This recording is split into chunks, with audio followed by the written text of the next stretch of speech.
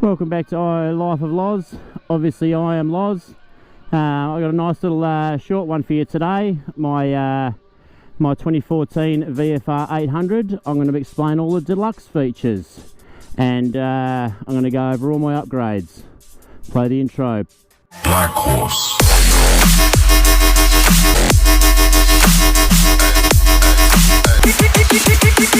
Just run over a few features and everything. I'll flash up a little bit of a photo on the screen now.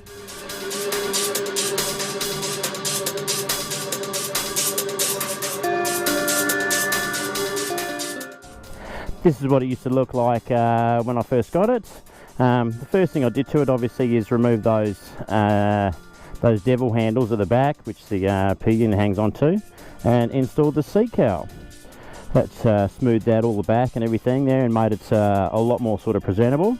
The next thing I did is all these little sticker kits.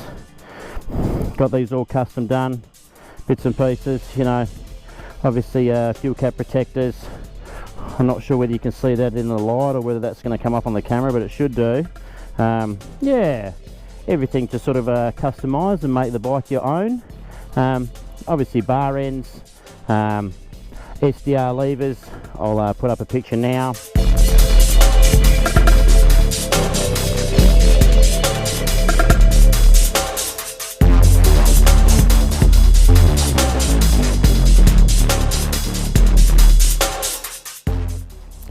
That's what it used to look like before, and that's what it looks like now. Love the SDR levers. They're a nice little addition. Obviously the brake and clutch reservoir covers, all those sort of bits and pieces. And then I've also obviously installed the Garmin 595 LM sat-nav system. Yeah, it's just one of those things that you don't necessarily need to have it, but it's always a really great thing to have on a bike and cruising around, and it always tells you where to go, even if you don't want it to. And then obviously we've got the Kaufman Shorty exhaust.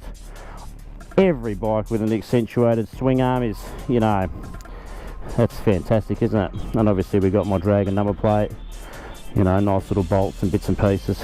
And the last little upgrade that I did to it was installing this quick shifter.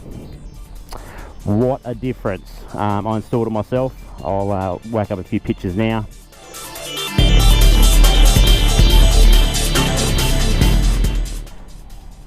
An absolute massive difference. All you got to do is obviously it's an OEM part, take all the side and that sort of stuff off, and then it's just run the wires up through the little diagram that they give you when you get your quick shifter, and it's just a plug and play.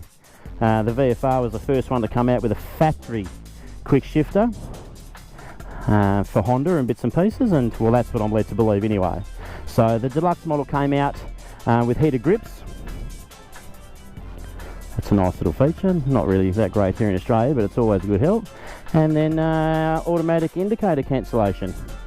So, and obviously traction control, turn on, turn off. I'll explain more about that a little bit later. And obviously my custom designed sticker or vinyl package that I got done from Voodoo Designs. Thanks, Voodoo. Yeah, that's about it. I'll just go for a ride. What I also forgot to mention with the deluxe model, it comes with a centre stand, and that's just part of the deluxe. Comes with ABS and all those bits and pieces. And I've put a Pooge dark screen on it.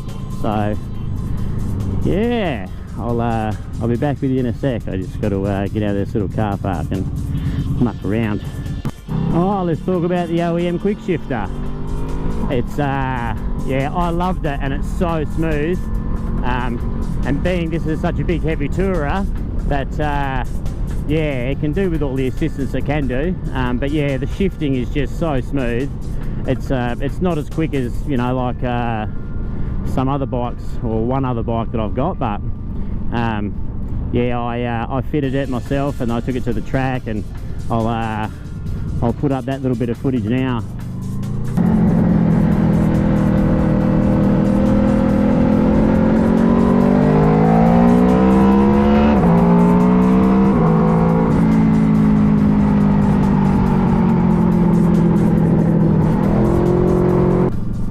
yeah, going to the track with a quick shifter. I mean, is it quicker?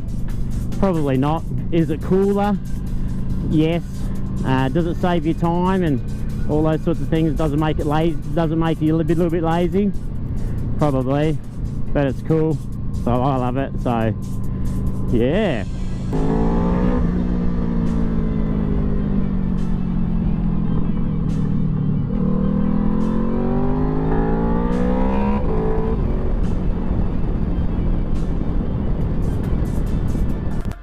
Yeah, for me, when I took my VFR to the little DRM track, the balance of the whole bike and the way the whole thing works just really clicked for me, and especially adding the quick shifter and the weight transition and things like that through the corners, it was just beautiful. I mean, you know, she's a big heavy bike, but obviously it was sort of designed for a reason, and then you obviously got the power of the V4. I know it's only sort of 106 brake horsepower, but once you get her up into that rev range, man, she really boogies around that little tiny track. And obviously my CBR 650R was a little bit more nimble, but it was a massive rush taking this big heavy touring bike around a little tiniest little racetrack.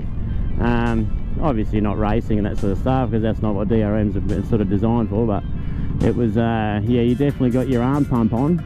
And yeah, she was absolutely spectacular, I know that. But that's just one of the things that you got to do, and you got to experience for yourself. And yeah. Right, one of the things that I wanted to bring up with you today, I mentioned in my bio that this bike broke me. This bike broke me so many times. And I haven't got the best back in the world, you know, probably like most of us. But I love the sports bike sort of thing. Love my sports bike, and I love this bike, and it's just so beastie, especially, you know, I mean, the way it looks and the way it sounds and the way it she handles herself and all those sorts of things. But yeah, about sort of 6 months ago, I did a few rides during the week, and then I did a 250k ride on the Saturday, and I did a 260k ride on the Sunday, and that was it for me. It just broke me. It's not the pressure on the wrists or anything like that. Like, that's pretty cool, but yeah, so that's why I sort of came to the decision that I might have to give this sort of naked bike a bit of a crack and see how that sort of stuff goes. And I got a really nice naked bike at home, and I had the opportunity to be able to ride my FZ8 around.